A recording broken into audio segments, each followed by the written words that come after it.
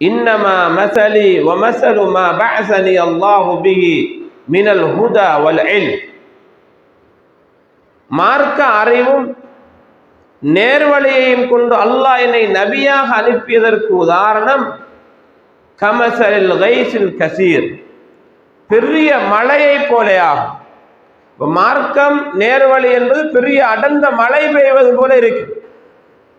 அப்படி நிறைய பயான்கள் நடக்கும், நிறைய தெளிவுகள் கிடைக்கும், நிறைய சொல்லப்படும். ஆனால் அதனை பின்பற்றுகிறவர்கள் 3 சாராராக இருப்பார்கள். அதற்கு நபியர் மழைக்கு உதாரணம் சொல்கிறார்கள். மழை என்பது தொடராக துள்ளிகள் விழுந்து கொண்டு இருப்பது போல தொடராக மார்க்கம் சொல்லப்பட்டு கொண்டே இருக்கும். அது 3 சாராராக இருப்பார்கள். அந்த மழை பெய்கிற போது நல்ல பூமியாக இருக்கு. அந்த மழையை அந்த பூமி எடுத்துக்கொள்ளும். அந்த மார்க்கத்தை விளங்குற ஆளுக்கு எப்படி உதாரணம் சொல்கிறான்னு பாருங்க. நிறைய மழை பெய்யும், அந்த மழையை அந்த பூமி உள்வாங்கும். உள்வாங்கி அடுத்தவர்களுக்கு பிரயோஜனம் அளிக்கும், நல்ல பயிர்களை உருவாக்கும், நல்ல புட்புண்டுகளை உருவாக்கும், நல்ல விளைச்சல்களை கொடுக்கும். அந்த பூமியை போல மார்க்கத்தை படிக்கிறவர்கள் இருக்கும்.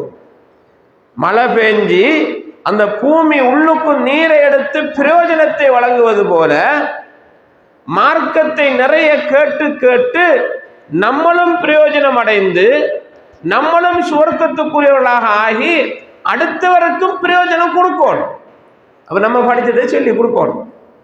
நம்ம படிச்சதை அடுத்தவருக்கு சொல்லிக் கொடுக்க. அந்த மழை பெஞ்சி அந்த பூமி பிரயோஜனம் அடைந்து கால்நடைகள் வந்து மேய்ஞ்சிட்டு போது மனிதனுக்கு தேவையான தாவரங்களை எடுத்து செல்கிறார். அப்ப அந்த பிரயோஜனம் அடுத்தவருக்கு பிரயோஜனம் அடைகிற அளவுக்கு இருக்கவன். இது ஒரு பகுதி. இன்னொரு ஊர்ல மழை பெய்யும், ஒரு பிரதேசத்துல மழை பெய்யும். அந்த பிரதேசம் ஒரு மேல தண்ணியை வச்சு கொள்ளும். இந்த குளத்துக்குள்ள மடுவுக்குள்ள தண்ணி நிற்க மாதிரி மேலுக்கு தண்ணி நிற்கும். வாரவர்கள் அள்ளிக்கு போவாங்க, மிருகங்கள் குடிச்சிட்டு போகும். இப்படி சிலர்கள் இருப்பார்கள். மார்க்கத்தை முழுமையாக எடுத்து வச்சுக்குவாங்க, எல்லாத்துல சட்டமும் தெரியும். ஆனா அவங்க பிரயோஜனம் அடைய மாட்டாங்க. எதுக்கு சட்டம் கேட்டாலும் சட்டம் சொல்லுவார்கள், மார்க்க தீர்ப்பு சொல்லுவார்கள்.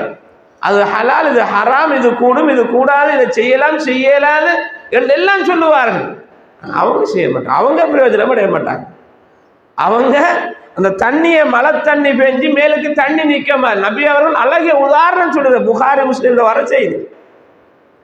தண்ணி மேலுக்கு நிற்க மாதிரி தண்ணி நிற்கும். இவ்விடத்துல மார்க்க அறிவை மழை பெஞ்ச மாதிரி மார்க்க அறிவு வரும். படிப்பார்கள் படிப்பார்கள் படிப்பார்கள், அவங்க வழங்கி வச்சுக்குவாங்க, செய்ய மாட்டாங்க.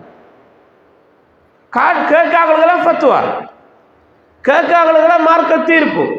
இது கூடும், இது கூடாது, இதை செய்யலாம் செய்யலாம், இதை எடுங்க எடுக்கலாம் என்ற எல்லா தீர்ப்பும் சொல்லுவார். ஆனா அவ்வளவு தவறு செய்வார். அவர்கிட்ட முழுவதும் இருக்கு. இன்னும் ஒரு பிரதேசத்துல மழை பெய்யும், அது பேயக்குள்ள தண்ணி நிற்கும். பேயக்குள்ள தண்ணி நிற்கும். பேச்சு முடிஞ்சா வழிஞ்சோடில்.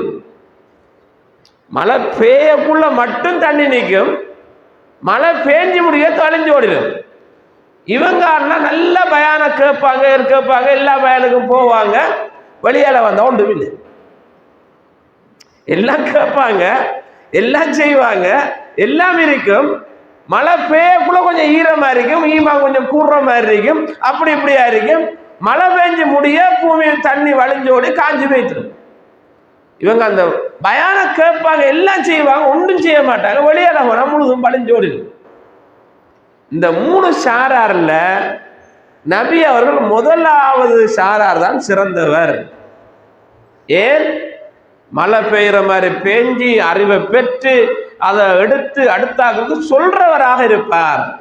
மார்க்கத்தை விளங்கணும்ன்றதுக்கு நபி அவர்கள் அந்த மக்களுக்கு தெரிஞ்ச ஒரு உதாரணத்தை சொல்லி, மழையை சொல்லி, மழை பெய்கிற அந்த ஏரியாவை சொல்லி, விவசாயிகளுக்கு லேசா விளங்கும்ன்ற மாதிரி அழகா வழங்கப்படுத்தி காட்டிக்காங்க. அவங்க அந்த காலத்துல வாழ்ந்தாக்களுக்கு தானே உதாரணம் சொல்லணும். அவங்களுக்கு விளங்குற மாதிரி சின்னத்தானே அது விளங்கும். இப்ப நபி அவர்கள் அழகிய முறையில அந்த மழையை சொல்லி மழை போல இது இருக்கணும், நிறைய மழை பெய்கிற மாதிரி துள்ளி உள்ற மாதிரி ஒன்றுக்கு பின்னால வரும், அது மாதிரி மார்க்கமும் கிடைக்கும், நம்மளோட வாழ்க்கையில கொண்டு வரணும் என்பதை நபி ஸல்லல்லாஹு அலைஹி வஸல்லம் அவர்கள் நமக்கு அடையாளப்படுத்துகிறார்கள்.